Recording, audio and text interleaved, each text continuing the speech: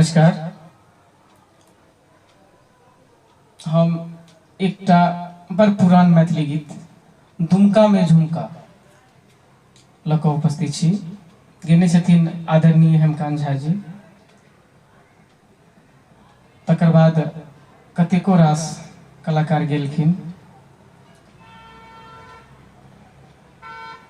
और सब गोटे से एकटा आग्रह जे हमर यूट्यूब चैनल के सेहो सब्सक्राइब करी और कमेंट बॉक्स में कमेंट सेहो करबे। तो सुनी दुमका में झुमका। दुमका में झुमका हरौलनी काशी में कनवाली, दुमका में झुमका हरौलनी काशी में कनवाली।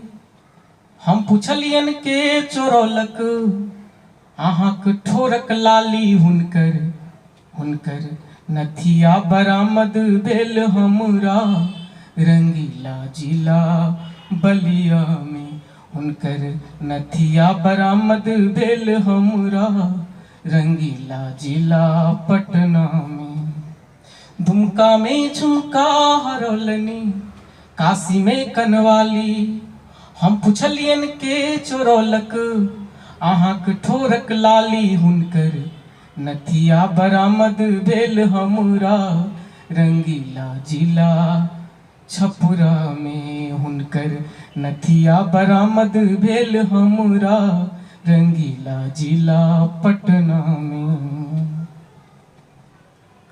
मुँह हुनक पूर्णिमा केर चंदा, मुँह हुनक पूर्णिमा केर चंदा।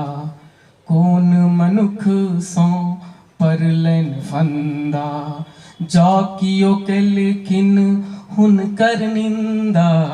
जौ कियो केलखिन हुनकर निंदा, तिनका ओ करती शर्मिंदा।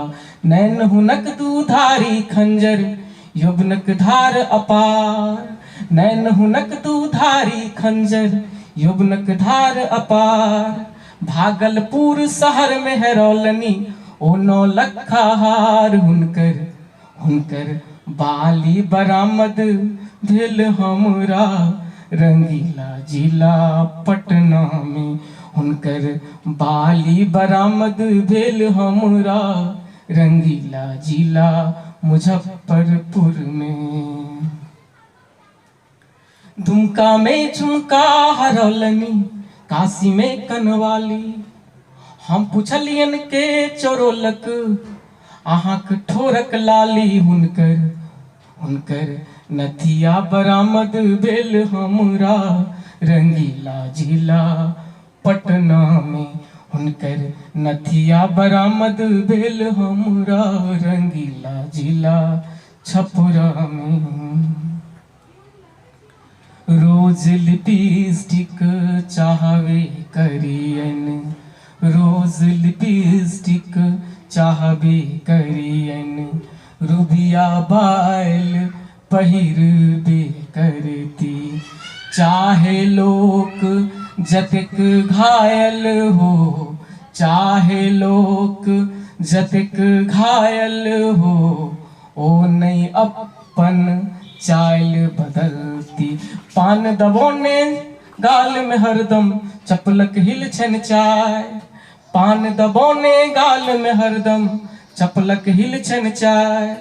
जौ कियो हुनका किछ कहथिन तऽ मारती नैनक बान। हुनकर ओढ़नी लभाइग गेल कौआ शहर दरभंगा में। हुनकर ओढ़नी लभाइग गेल कौआ शहर मधुबनी में। हुनकर ओढ़नी लभाइग गेल कौआ शहर बेनीपट्टी में।